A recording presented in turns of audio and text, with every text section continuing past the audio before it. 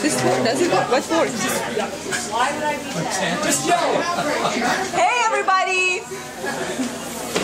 Hey, everybody, listen to Sude. Sorry, we don't have a microphone today. My name is Sude. I'm a PhD student at Simon Fraser University at the School of Resource and Environmental Management.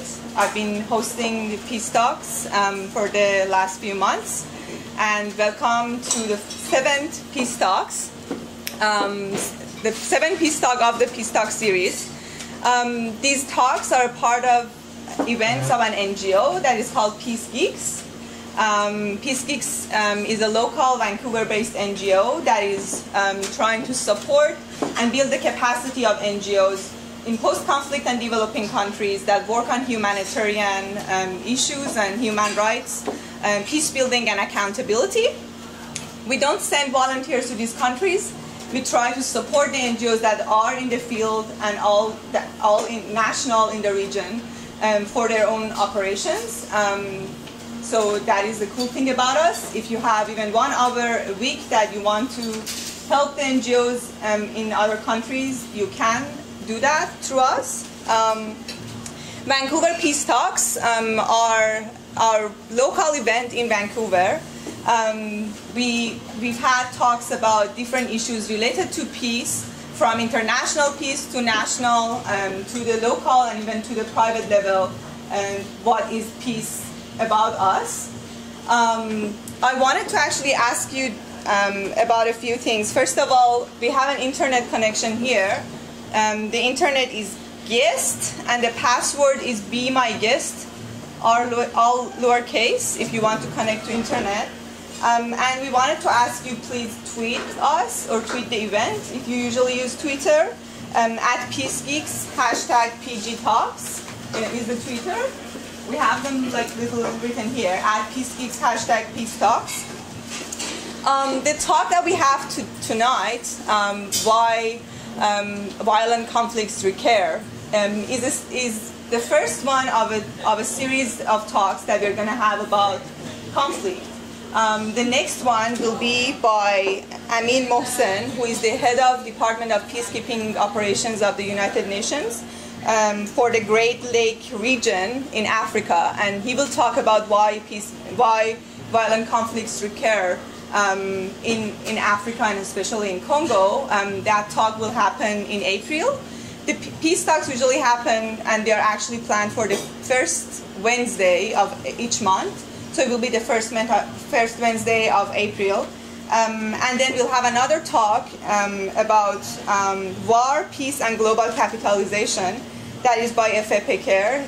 He's a scholar at SFU and also in Sorbonne. He will talk about the topic in June. So we are actually really excited to have all these talks going on.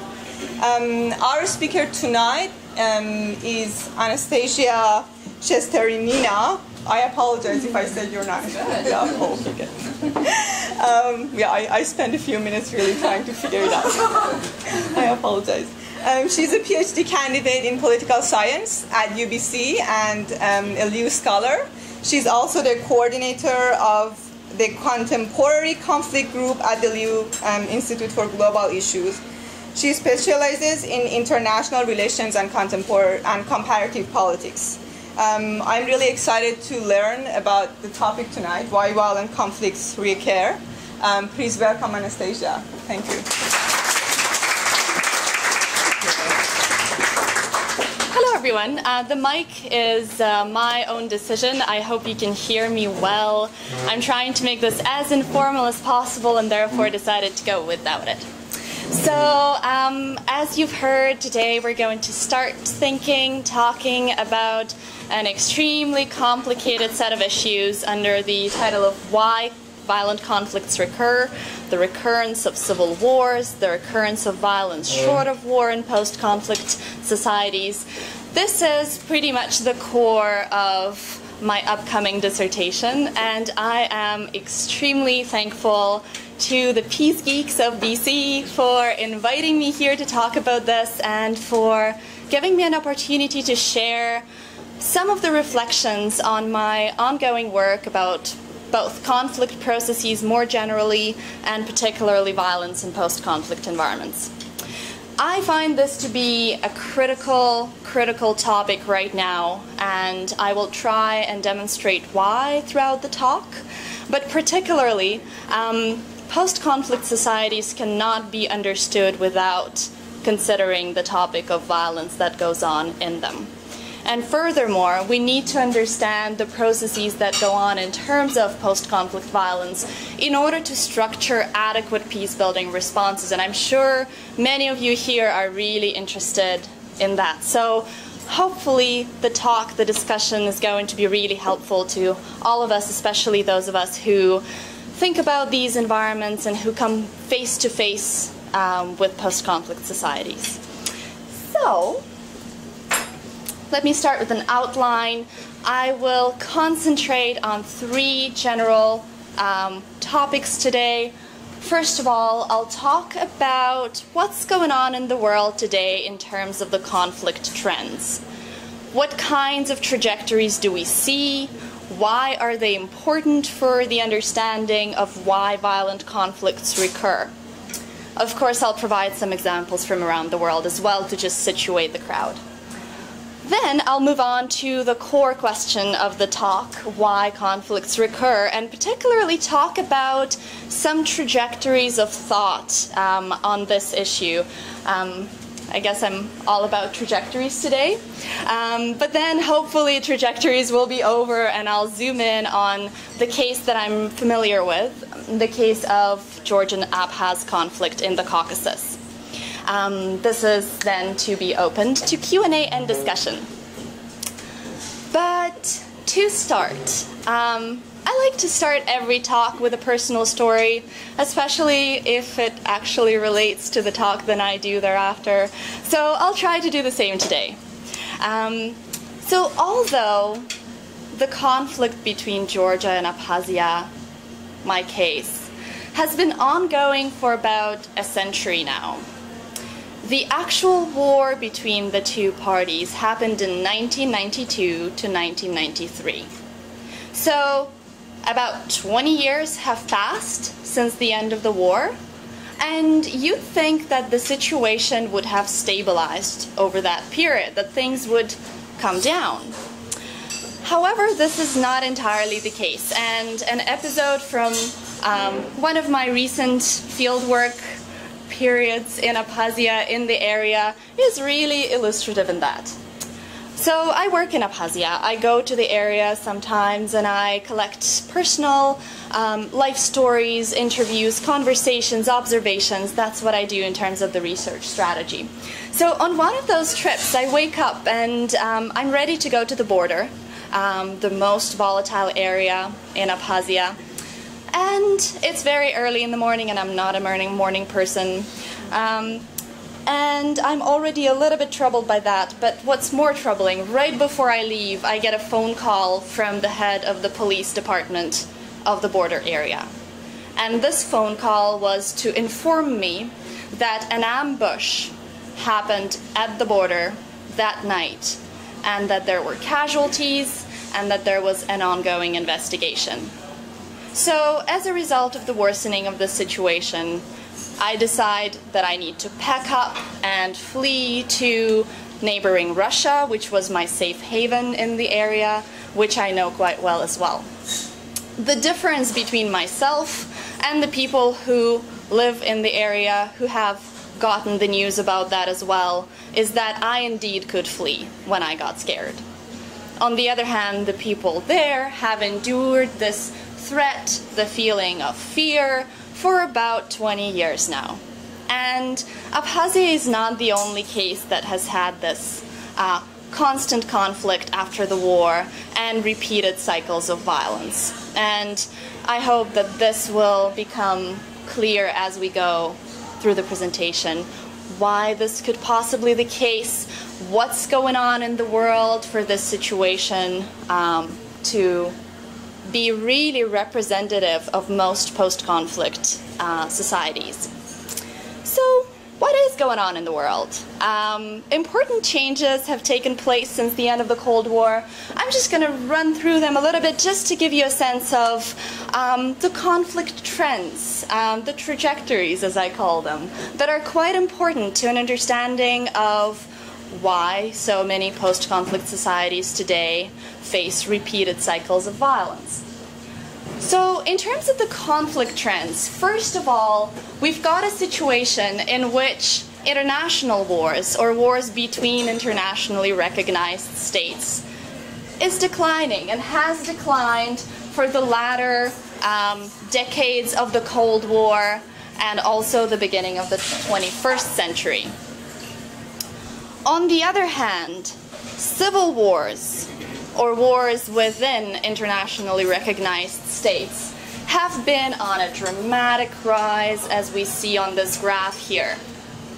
And this is true of the period starting somewhere in the middle of the 20th century, and thank God we're seeing a decline at the beginning of the 21st century. Nonetheless, despite this decline, the post-Cold War conflict environment has been really marked and characterized by another trend: recidivism, or civil war recurrence, repetition of a civil war, or even violence short of war in countries that have had a civil war before. So what we see here on this chart is representation of a steady rise in recidivism. This is in percentage. And we see that in 2000s, the situation gets quite bad. Almost all the wars that have started in 2000s are the wars in the countries that have already experienced a civil war before. And this is not to dramatize the situation. Overall, wars have declined, and much more importantly, casualties from wars have declined. But this is to show that very few post-conflict situations are indeed post-conflict, have indeed moved on beyond conflict and toward a truly peaceful coexistence. And we've got tons of examples. I'm just listing them here to show that this is not something that happens on one continent, in one area of the world, that this is happening all over the place. So, for example, we've got South Sudan that went through quite a brutal civil war between 1955 to 1972 with the North over particular issues of marginalization. I'm not going to go into the details of the situation, but this is just to exemplify. And the situation didn't stop there. In 1983, we see a recurrence of conflict that lasts again for a very long period, and once again is due to particular issues of exclusion and marginalization of the South. A similar situation is happening across the globe. In Central America, the Caribbean, Haiti, another brutal war, 1990-1995, over the government, and repetition once again for similar reasons in 2004. East Timor, we know very well of the separatist conflict with the occupying Indonesia in the 70s, 80s, and 90s, then mass international presence, but then yet again, 2006, we see recurrence of violence, this time due to internal fractionalization, due to problems within the army, apart from the East Timorese army, apart from many other reasons. And the list can go on and on and on and on. I could spend the whole night with you here listing these situations. And this doesn't only speak of the recurrence of civil war. Other forms of violence are quite characteristic of many post-conflict environments as well. Here we have a chart on Central America, and the chart shows the rates of organized crime, for example. And those have gone up and certainly impeded many peace processes in these countries. Same goes for things like one-sided violence, violence by, for example, a government against, for example, a portion of civilian population, or non-state violence, so things like infighting between the groups that do not belong to the government necessarily, but that certainly touch civilian populations and cause civilian suffering. So, overall, we see that in many, many post-conflict situations, the case is not necessarily the establishment of the calm, of stabilization, of peace, but rather multiple overlapping forms of organized violence. And of course we ask why. There are numerous theories that have been put forth to try and explain this complicated phenomenon. It's easier for me to simply group these arguments into 3 categories for the sake of the talk, and think through a couple of questions that we may ask when we see a situation of post-conflict violence. First of all, individual motivations. What goes through the head of this, through the mind of this South Sudanese soldier from anywhere else when he goes to fight? What is going on in that person's mind? Is it the greed?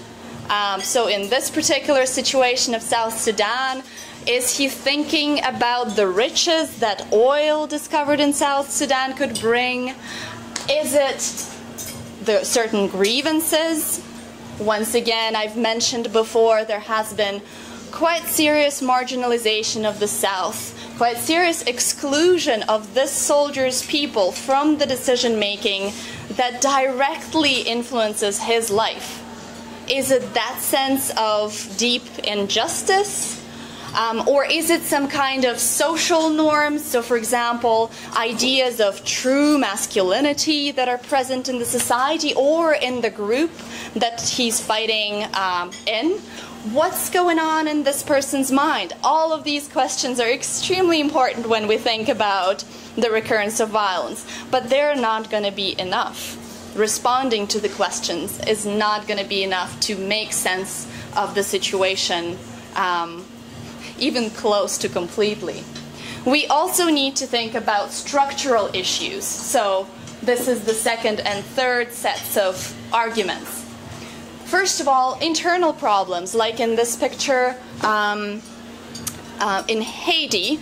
It is very often argued that there might be some kind of a conflict trap that takes over countries that have undergone a civil war.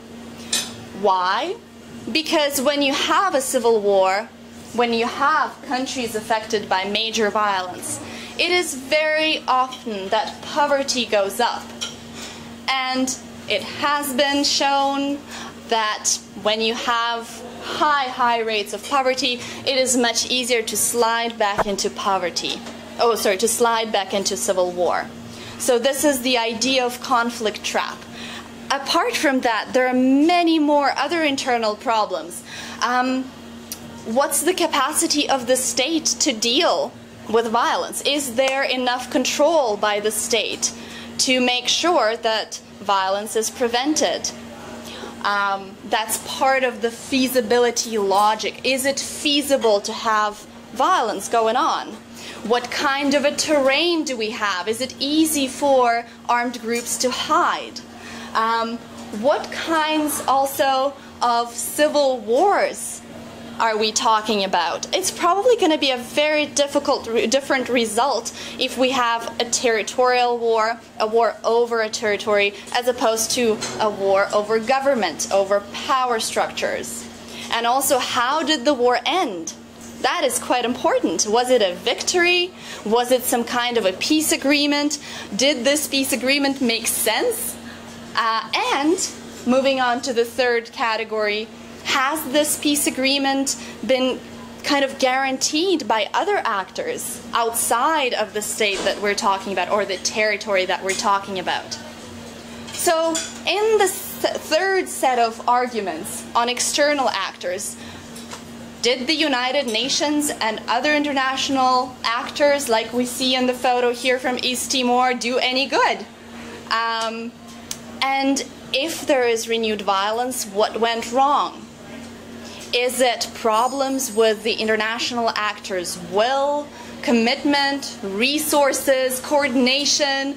Is it underpresence, overpresence, or too quick of an establishment of institutions? For example, the democratic institution of elections very often spurs new waves of violence. What is going on there? And how are external actors, influencing the situation? So, this was an introduction to just give an indication of how complex post-conflict environments are and how many issues we need to consider when we think about these environments in individual cases, post-conflict cases. So, zooming in, as I promised, how does this all work out in an individual situation? As I mentioned, I've been working on the Georgian-Abkhaz conflict in the Caucasus for quite some time now, and so it is easiest for me to think through these issues in this conflict today. And also, it's a cool new conflict for the crowd usually, so I really hope there's going to be some learning going on about Abkhazia. What is that word? So, let's think about Georgia-Abkhazia. This is the area. We've got Abkhazia, this tiny piece of land here, neighboring Georgia, right here, and also Russia, and as you see, Turkey, Armenia, Azerbaijan to the south. These two parties to the conflict have had a very complicated relationship, and I'm not even talking about the century that I'm looking at. They've had a complicated relationship for centuries. The problem that we see more recently, however, is related to particular actions with regard to the removal of an independent status of Abkhazia during the Soviet times by Georgia, incorporation of Abkhazia into Georgia. They didn't used to be the same country throughout ages, and also an attempt by Georgia to erase the Abkhaz identity with demographic change, with change in the language, in the toponymy, etc. And of course, the response, the struggle by the Abkhaz to make sure that this doesn't happen. So, what do we see as a result of this struggle and counter-struggle for territory? And not only for identity as well. We see a civil war taking place in probably one of the most volatile periods for the area, the collapse of the Soviet Union, and that is 1992-93. The civil war is highly disproportionate. The Georgian forces are much more numerous, much stronger, and are opposed by unarmed Abkhaz who are spontaneously mobilizing for war. The war ends with the Abkhaz victory, however, and if you'd like to know why, this might sound really puzzling, we can do that in the Q&A. But for now, let's focus on the topic. And although the war ends with a victory, and there are so many theories suggesting that if there is a victory, the peace will probably hold. Not really. We've got civil war recidivism, so we have actually an instance of another civil war taking place between Georgia and Abkhazia in 1998. It is a 5-day war when the Georgian forces once again cross into Abkhazia and attempt to take over at least the border territory where most Georgians live. And you remember, I don't only talk about civil wars. I like to look at other forms of violence as well. And there's plenty of that too. one-sided violence, 1993 to 95 roughly, when the Abkhaz government makes sure that none of the Georgians who participated in the war are present in Abkhazia. So this is pretty much displacement of the Georgian population by various means into the refugee camps across the border, and not letting anybody in who participated in the war of 1992-93. And finally, non-state violence. And this is pretty much what I talked about at the beginning of the presentation. So we've got this, and I'm just zooming in on Abkhazia, right? This is Abkhazia, Georgia is right here, Russia is up there. So what I'm talking about in terms of non-state violence is continuous infiltration by the Georgian armed groups through the border, right here, through the river Ingur, which separates the two, into Abkhazia, to mine roads, target and kill particular Abkhaz staff in the army, in the police, for example. So that's roughly the map of violence. And you see my very first comment on this. 20 years have passed and we still observe very similar processes. At least until 2008, when Russia established a much greater presence there, but again, I'm not going to go there, just ask me if you'd like. So, why? This is extremely puzzling. What's going on? Let me go back to our initial setup. Individual motivations. Well, yes, of course, there's loot for the Georgian armed groups who crossed to Abkhazia, but ironically, the loot comes from the Georgian population. This is the border area, is the only area where the Georgians were allowed to return, and those Georgians were mostly considered as non-participants in the war. So the Georgian armed formations now would be going against the Georgians. Very interesting. Furthermore, these groups are financed. So, okay, I buy that argument. They do get paid, and in the situation of grave unemployment in the region, this is the job that people who participate in these groups take up. There is also grievance, of course. Many of these people can't go back and live in Abkhazia. We know the story. But over 20 years, the employment situation has changed. The loot has gone down, the financing has gone down, and the grievances must have calmed down as well. For 20 years, are you going to be fighting to go back to the area that's not going to let you in? Internal problems. Moving on. There is destruction and quite a high rate of poverty in Abkhazia as well as Georgia, especially right after the beginning, right after the end of the war, But once again, after 20 years, this has changed already, and the violence has been ongoing and pretty much the same. External actors, yes, Russia has played a huge role in the conflict, but Russia has supported one side at some points in this period and the other side at other points. So, very puzzling situation, which by all indicators should have calmed down. What I find is missing in many, many explanations that deal with these issues, with the issues of post-conflict violence, is lack of attention or insignificant attention to the social structures that are established as a result of the war and that support ongoing violence. The ambush that happened, that I told you about, happened right there by the bridge between Georgia and Abkhazia. And it didn't just happen because it was easy to cross the bridge for the Georgian armed groups. No, they went on this side. They actually crossed the river, not the bridge. And in order to cross the river, they needed the local population as guides.